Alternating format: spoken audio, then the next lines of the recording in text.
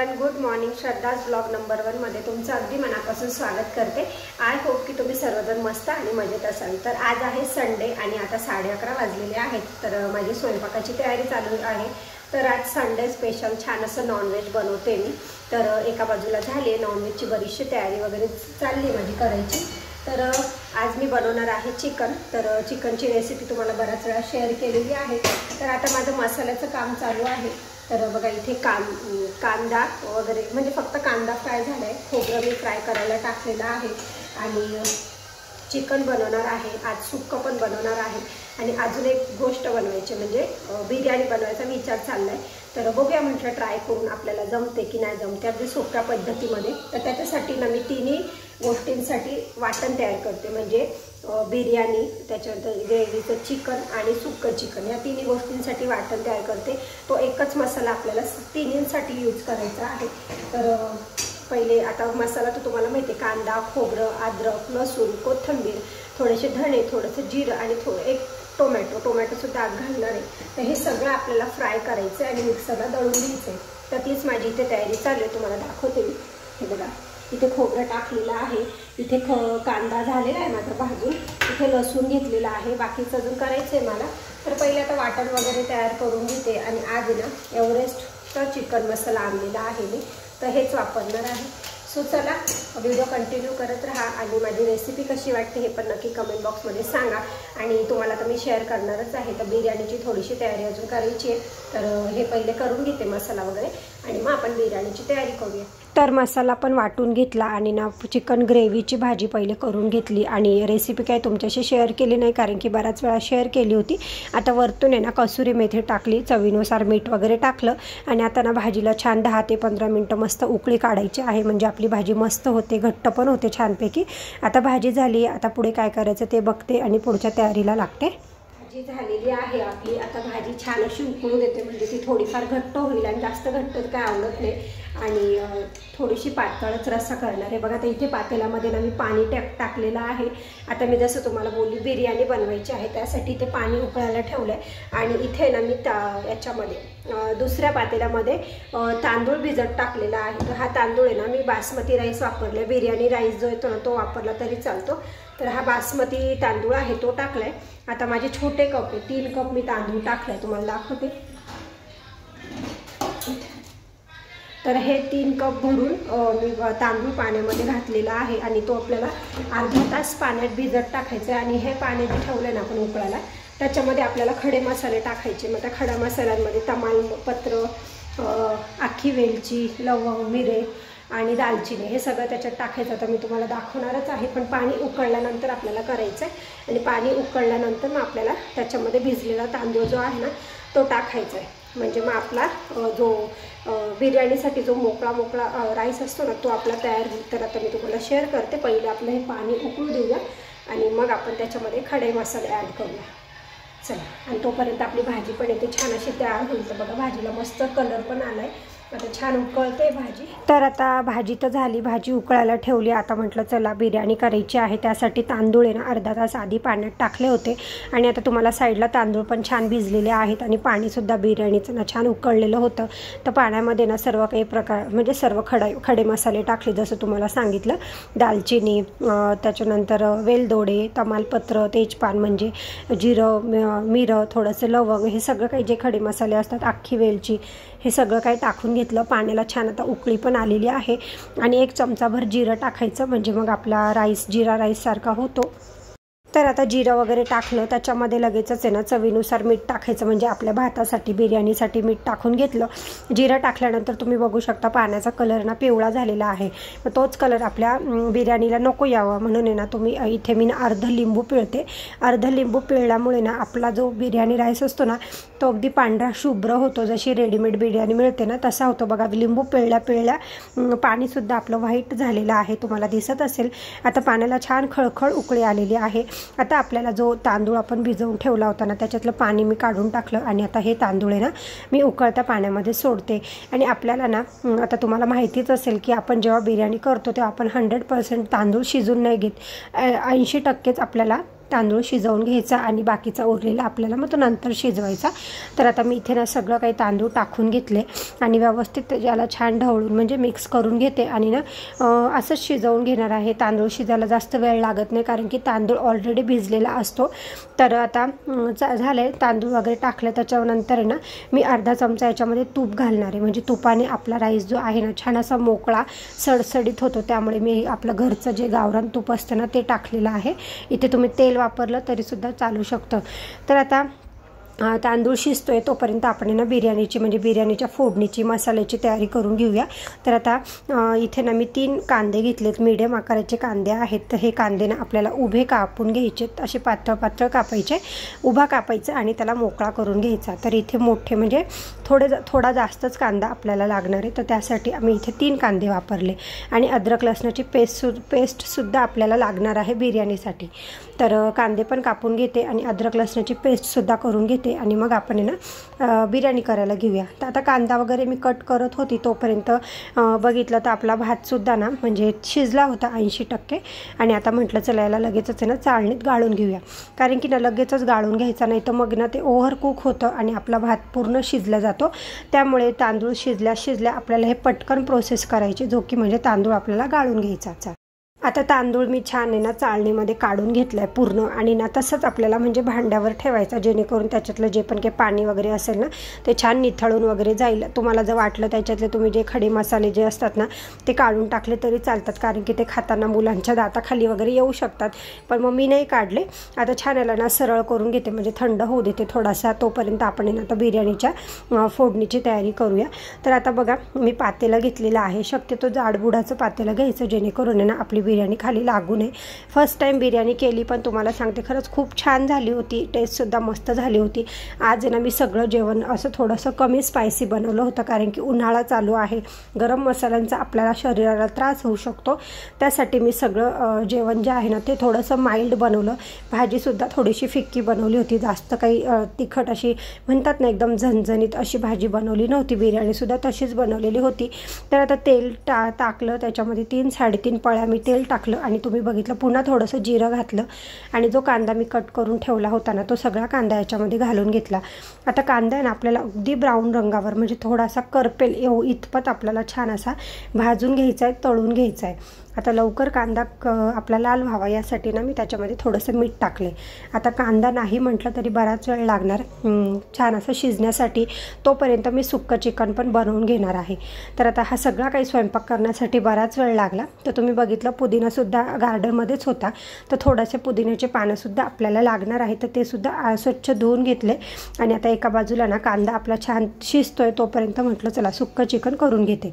तर आता ना सुक्कं चिकन करण्यासाठी कढई ठेवली, कढईमध्ये थोडंसं तेल टाकले आणि ती कढई ना ज्याच्यामध्ये मी मसाला भाजला होता ना तीच कढई मी वापरली, त्यामुळे ती कढई तुम्हाला तशी दिसेल आता। तर आता बघा मधून मधून आहे ना कांदासुद्धा हलवते, म्हणजे कांदा जास्त जळणार नाही, करपणार नाही। तर आता बघा कढईची जरा हालत बेकार आहे, कारण की याच्यामध्येच मी कांदा खोबरं सगळा मसाला फ्राय केला होता आणि बघा चिकन ग्रेव्हीचं चिकनसुद्धा ना झालं होतं आणि एका साईडला उतरवून ठेवले। तरी वगैरे तुम्ही बघू शकता खूप मस्त आली आणि छान झाली होती भाजी पण, सगळा स्वयंपाक खूप मस्त झाला होता। आता ना याच्यामध्ये मी उरलेला जो मसाला होता ना त्याच्यातला सुद्धा अर्धा मसाला सुक्या चिकनसाठी वापरला आहे, कारण की आपल्याला थोडा मसाला बिर्याणीसाठी वापरायचा आहे।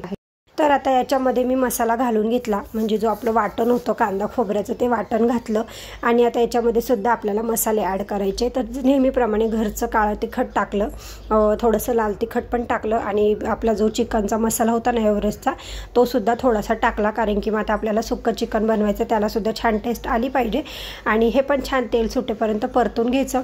फरक एवढाच आहे का आपण ग्रेव्हीमध्ये पाणी टाकतो, म्हणजे जे सूप असतं ते टाकतो, त्याच्याने आपला रस्सा तयार होतो, याच्यामध्ये आपल्याला पाणी वगैरे वापरायचं नाही, असं सुक्कं बनवायचं। पण सुक्कंसुद्धा खूप छान लागतं। मी आज खूप दिवसानंतर सुक्कं चिकन बनवलं आणि सुक्कं चिकन आमच्या घरात मलाच जास्त आवडतं।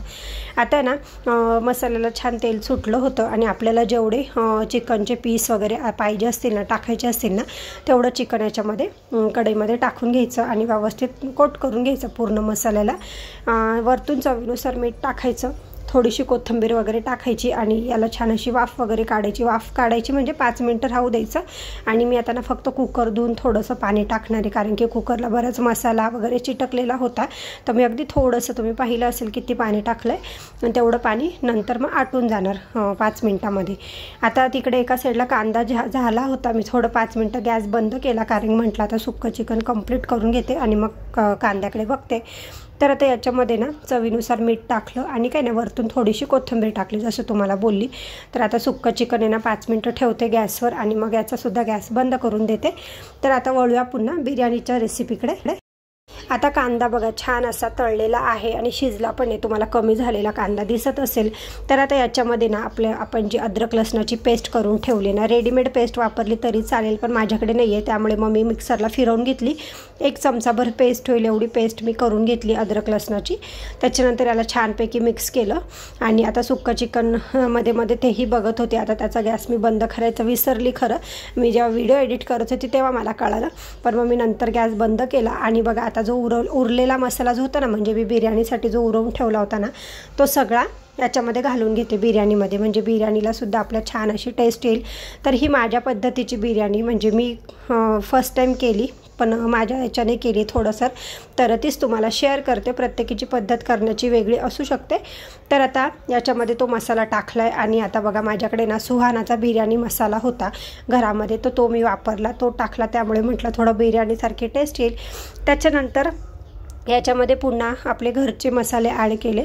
थोडंसं काळं तिखट टाकलं, लाल तिखट टाकलं, आणि बिर्याणी काय खूप अशी तिखट नसतेच, त्यामुळे मग मी ती काय जास्त तिखट केली नाही. तर आता मसाले छानपैकी व्यवस्थित मिक्स करून घेते, तळून घेते म्हणजे तेल सुटेपर्यंत. आणि जे आपण चिकनचे पीस काढून ठेवले होते ना, ते या मसाल्यामध्ये टाकून घेते. आता हे पण व्यवस्थित छान मिक्स करून घ्यायचं आणि याच्यामध्ये ना चिकनचा म्हणजे असं छान फ्लेवर उतरावा, त्यासाठी खरं आपण जे सूप बनवतो ना, ते सूप थोडं वाटीभर किंवा चमचाभर काढून ठेवायचं पळीभर, पण मग मी विसरली. त्यामुळे मग मी भाजीचा जो रस्सा होता ना, तो टाकला याच्यामध्ये. 1 पळी टाकला आणि व्यवस्थित छानपैकी मिक्स करून घेतलं. आता आपल्याला ना याच्यावर हे करायचं आहे, काय भात टाकायचा आहे. आपला भात तुम्हाला दिसत असेल चाळणीमध्ये अगदी छान फडफडीत आणि मोकळा सुटसुटीत झालेला होता.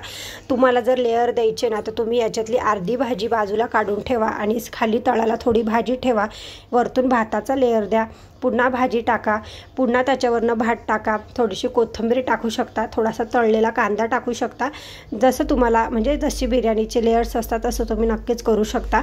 इथे मी लेअर नाही दिलेत. खाली सगळ्यात तळाला जी भाजी होती ना आपली, ती सगळ्यात खाली ठेवली आणि वरतून आहे ना असा भात आहे ना व्यवस्थित सगळा सारखा पसरवून घेणार आहे. तर बघा तुम्हाला दिसत असेल मी कशा पद्धतीने करते. वाटलं तर तमालपत्र तुम्ही काढून टाकू शकता, कारण की ते मध्ये मध्ये खूप येत होते. तर बघा आता सर्व भात आहे ना मी व्यवस्थित पसरवून घेते आणि छानपैकी ना याला आपण अर्धाच शिजवलेला आहे, त्यामुळे आपल्याला ह्या बिर्याणीला ना थोडासा दम द्यायचा आहे. म्हणजे पुन्हा आपल्याला 5 ते 10 मिनटं गॅसवर ठेवायची, तुम्हाला मी दाखवतेच पुढे. तर बघा आता सगळा राईस मी याच्यावर व्यवस्थित टाकून घेतलेला आहे आणि एकसारखा मस्त पसरवून घ्यायचा. पसरवल्यानंतर बिर्याणी म्हटलं ना का पुदिना खूप महत्त्वाचा येतो, त्यामुळे पुदिना आणि कोथिंबीर आपल्याला लागणार आहे. तर बघा आता माझ्याकडे थोडासा फूड कलर होता, तर फूड कलर थोडासा पाणी टाकून पातळ केलं आणि वरतून आहे ना छानपैकी कलरची धार सोडली आणि तुपाची सुद्धा धार सोडली तरी चालते. तर बघा आता कलरमुळे छान असं रंगीबेरंगी मुलांना खायलासुद्धा छान अशी मजा येते. तर कलर टाकला थोडासा आणि पुदिना आणि कोथिंबीर छानपैकी स्वच्छ धुतली होती आणि तीसुद्धा वरतून आहे ना मस्त अशी टाकायची. पुदिन्याचा ना आपण जेव्हा बिर्याणीला दम देतो ना, तेव्हा सगळा फ्लेवर बिर्याणीमध्ये उतरतो आणि बिर्याणीची टेस्ट अजून छान वाढते.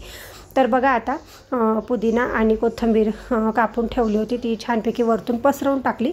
तर खरंच खूप भारी दिसत होती आणि झाली पण खूप छान होती. एखादी गोष्ट जेव्हा आपण पहिल्यांदाच करतो ना, तेव्हा खरंच खूप छान वाटतं. छान झाल्यानंतर खूप भारी वाटतं. तर आता बघा मी तवा घेतलेला आहे आणि तव्यावर हे पातेलं ठेवणार आहे. का तुम्हाला समजलं असेल का, आता खालून लागू नये म्हणून. आपल्याला फक्त 5 ते 10 मिनटं याला थोडंसं झाकण ठेवून वाफवायचं आहे. बस आपली बिर्याणी मग तयार होणार आहे आणि नंतर आपला गॅस बंद करून द्यायचा आहे. आता माझा जवळजवळ सगळा काही स्वयंपाक ना इथे झालेला होता. तर याच्यामध्ये आहे सुक्कं चिकन. हे बघा त्याला वाफ दिली होती मी, तर हे केलं आहे. तर हे झालं आहे सुक्कं चिकन झालं आहे. त्याच्यानंतर इथे आहे आपलं ग्रेव्हीचं चिकन. आणि याच्यामध्ये आहे आपली बिर्याणी। तर आता मी गॅस बंद केला आहे आणि तव्यावर ठेवले, जसं तुम्हाला बोलली लागू नये म्हणून। तर तुम्हाला 2 मिनटं उघडून दाखवते मी। हे बघा, हिला चांगली वाफ येईल।